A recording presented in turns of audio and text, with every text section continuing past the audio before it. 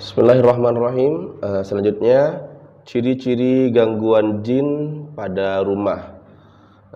Bagaimana cara mengetahui bahwa rumah kita itu ada gangguan jin atau tidak?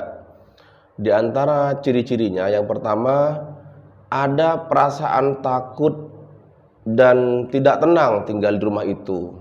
Seakan-akan ada yang mengawasi.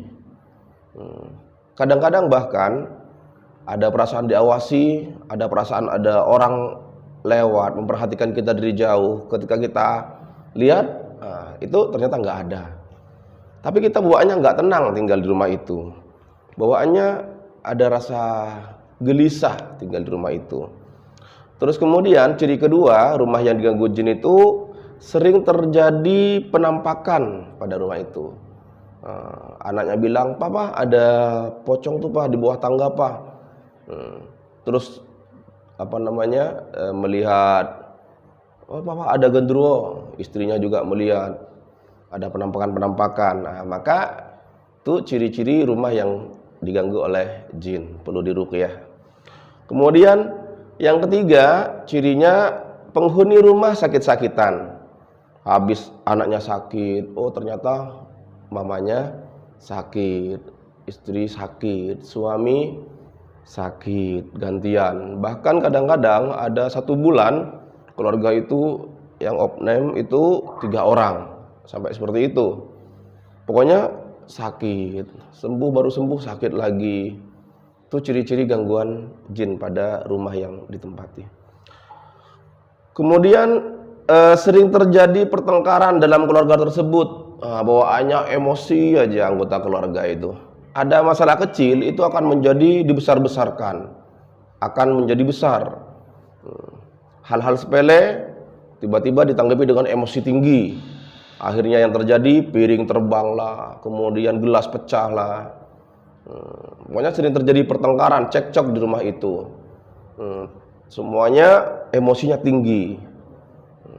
Maka bisa jadi kemungkinannya rumah itu banyak gangguan-gangguan jinnya.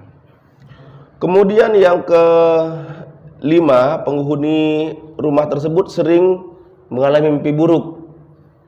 Tiba-tiba suaminya bilang, "Mah, tadi malam aku mimpi digigit anjing, Mah."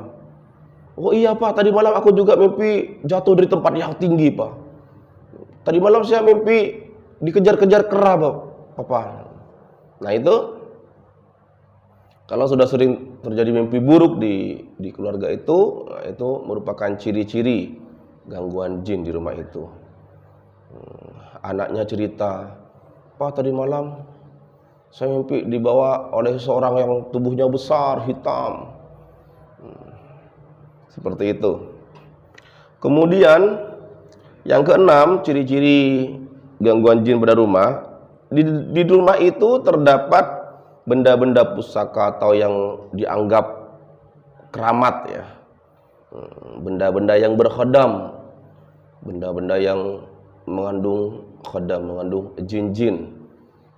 Seperti apa benda-benda yang mengandung khodam itu? Seperti keris-keris, zimat-zimat. Bahkan kadang-kadang rumah itu pernah di situ disembelih hewan-hewan seperti ayam hitam pernah disembelih di situ, dijadikan persembahan untuk jin-jin sekitar, untuk khodam-khodam di situ. Bahkan ada rumah yang pernah di situ disembelih kambing, kemudian kepalanya ditanam di dalam tanah, di dalam pondasi. Tujuannya apa? Untuk perlindungan. Nah, itu bentuk-bentuk persembahan kepada selain Allah, persembahan kepada jin-jin yang disuruh jaga tempat itu. Itu naudzubillah, itu masuk perbuatan yang termasuk kesyirikan, naudzubillah min dzalik. Bahkan kadang-kadang banyak terjadi di masyarakat kita yang seperti itu. Kemudian yang berikutnya, yang ketujuh, pernah ditanami benda-benda penangkal di pojok-pojok, dikasih benda-benda gaib, penangkal-penangkal gaib. Nah, malah benda-benda seperti itu yang biasanya akan kena ke anggota keluarga itu.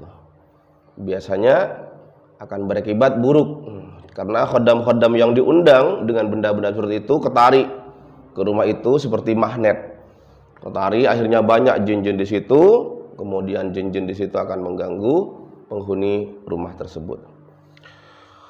Kemudian ciri lainnya, rumah diganggu jin, kadang terdengar suara aneh di atap rumah. Tiba-tiba ada ledakan di atas rumah, jedor. Ketika kita lihat keluar nggak ada apa-apa. Tapi anehnya, kadang-kadang pohon di rumah kita tiba-tiba kering, tiba-tiba mengering, nggak ada, kayak terbakar gitu. Nah itu ciri-ciri rumah itu diganggu jin.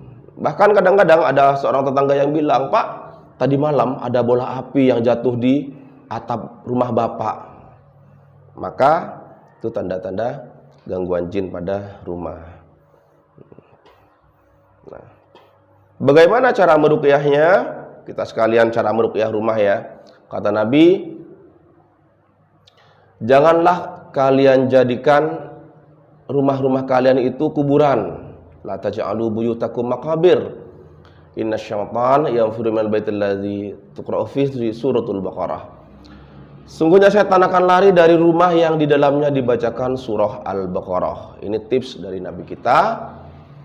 Maka bagaimana Ustadz cara meruqyah rumah kita, tempat tinggal kita, tempat usaha kita? Pertama, langkah pertama, turunkan dulu benda-benda yang berpotensi mengandung khodam, simat-simat, benda-benda yang dikeramatkan, benda-benda yang dianggap punya kemampuan sesuatu, ambil, dimusnahkan. Gambar-gambar hewan berjawa diturunkan semuanya.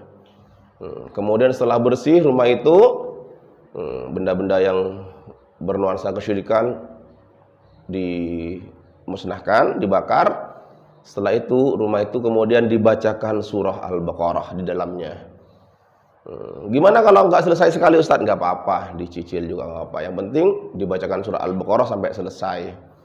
Atau bisa juga surah Al-Baqarahnya dibacakan ke air, kemudian airnya dipercik-percikkan di rumah itu. Insya Allah semua jin-jin di situ akan lari, akan keluar dari rumah itu.